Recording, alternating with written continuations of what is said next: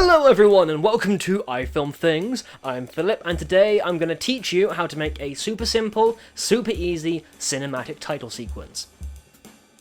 And look! I have a third arm. Now this title sequence can be done in about 5 steps. So, step 1. Hit T on your keyboard and then just click anywhere on the program monitor and then type out whatever your text is going to be. At the moment, don't worry about the font or the positioning, because that can all be sorted out in the effect control panel. Here we can change the font, the sizing, the tracking, all that good stuff. Step 2, we're going to mess with all the things I just said. There are a few minimalistic cinematic fonts you can choose from. I can't remember what they are though, so... Future me! Show these nice people some fonts! Thank you. Appreciate you. So with your font chosen, we're going to make the text smaller and do some stuff with the tracking. And if you don't know, the tracking is the space between the letters. And don't forget to enable shadows on your text, as this will give it some more dimension. Step 3! Now we're going to open up the Essential Graphics panel.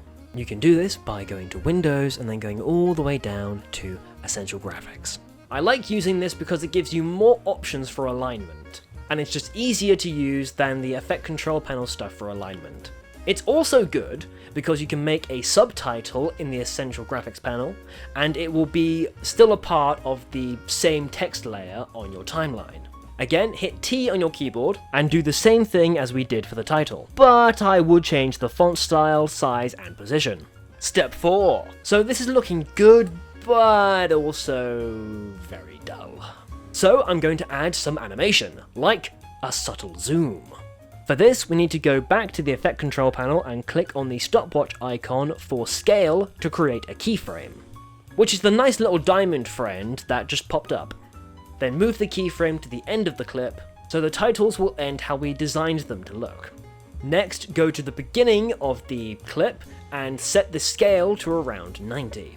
This will create another keyframe and give your titles a nice subtle zoom.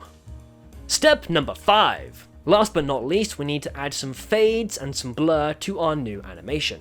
In the opacity properties, make a keyframe at the start and set it to 0. Then go forward a couple of frames and pull it to 100%. Then at the end of the clip, set the opacity to 0. Then go back a couple of frames and set the opacity to 100. This will create a nice fade in and fade out to your titles. But we're not done yet. In the effects panel, search for the Gaussian blur effect and apply it to your text clip. Then we need to make keyframes that align with the keyframes for the opacity that we did earlier. Lastly, set the middle keyframes to 0 and the start and end keyframes to 130. This way, as you fade in and fade out, it will start blurry, go to crystal clear, and then go from crystal clear back to being blurry again.